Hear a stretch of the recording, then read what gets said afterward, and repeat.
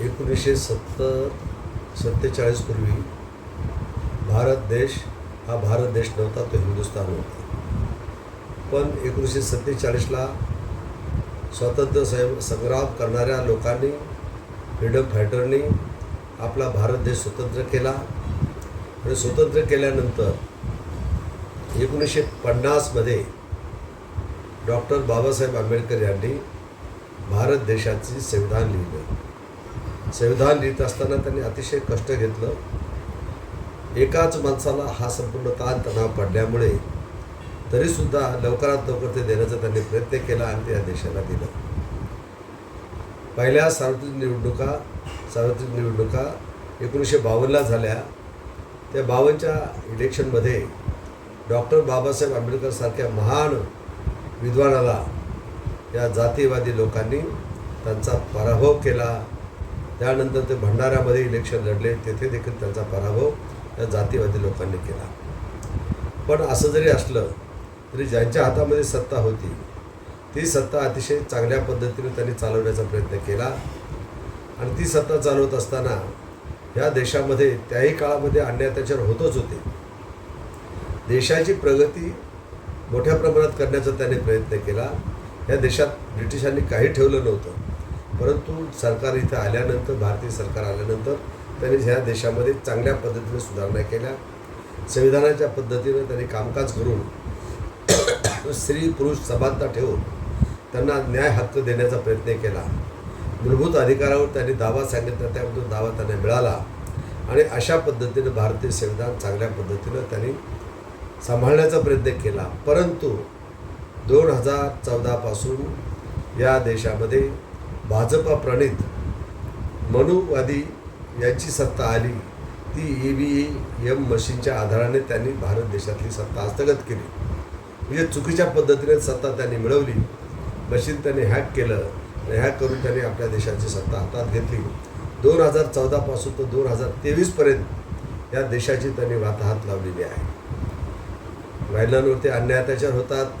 मणिपूरसारख्या ठिकाणी महिलांची नग्नधिंड काढली जाते. ज्या महिलांनी मर्दुमुखी गाजवून पैलवानकी पेशामध्ये देशाचं नाव उज्ज्वल केलं, सुवर्ण पदकं त्यांनी मिळवले, त्यांचा भाजपचा खासदार यांनी शोषण केलं. आणि शोषण केल्यानंतर त्यांनी न्याय मागितला, पण न्याय या लोकांनी दिला नाही. शेतकऱ्यांच्या विरोधात कायदे बनवले, शेतकरी रस्त्यावर आले.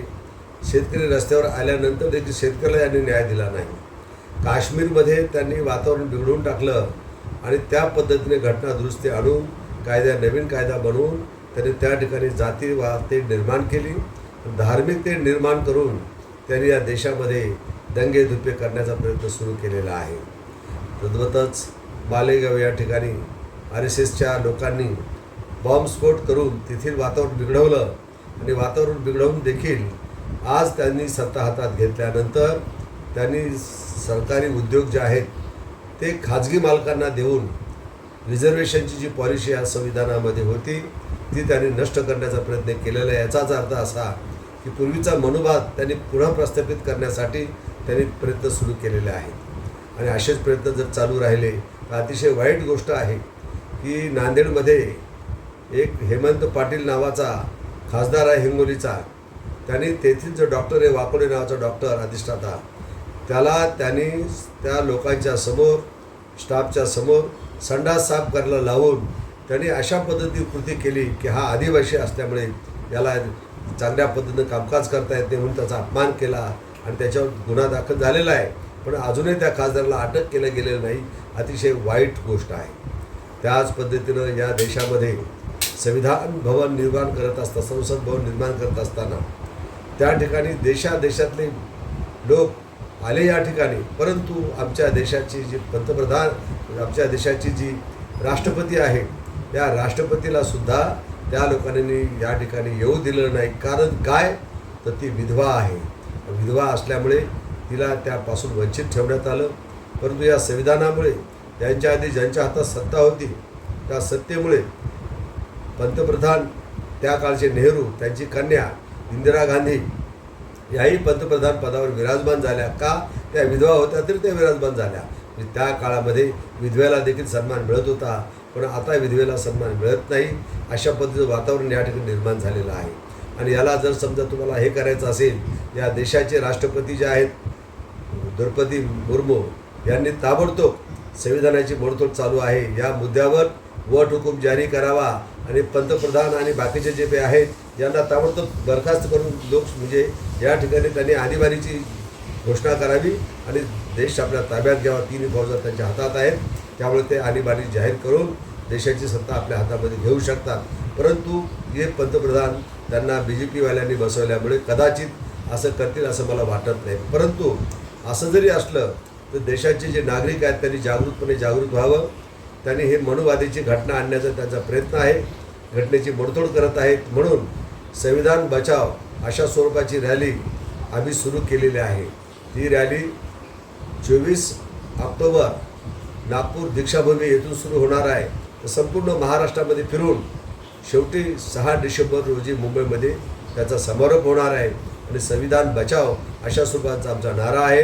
या नाऱ्याला सर्व जनतेने साथ द्यावा, प्रतिसाद द्यावा आणि या देशात चाललेल्या अराजकता थांबवून देशाला चांगल्या पद्धतीने सुजलाम कसं करता येईल अशा पद्धतीने या देशातल्या नागरिकांनी सिक्रेट बॅलेट पेपरवर मतदान करावं, EVM मशीन नाकारावी आणि ती मशीन जास्तीत जास्त फेकून द्यावी, ठेवू नये.